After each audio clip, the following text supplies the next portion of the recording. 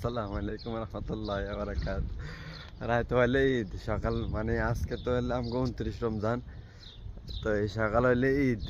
তো এমনিতে কোনো কিছু কিনছি না, মার্কেটিং মার্কেটিং কোনো কিছু করছি না। আমাকে না এসব লাগে না, এসব জামা কাপড় আমরা লাগে না। তো এখন দুঃখের বিষয় হইলো যে কোনো কিছু তো কিনলাম না। এখন সকাল হইলে ঈদ, এখন এই সময় আমার জুতাটা ছিঁড়ে গেছে। এখন মসজিদের থেকে আইছি খালি পায়ে আইটা আইটা, মসজিদ হলো ওই পাশে। তো এই হলো আমার রুম, খালি পায়ে আটটাছি।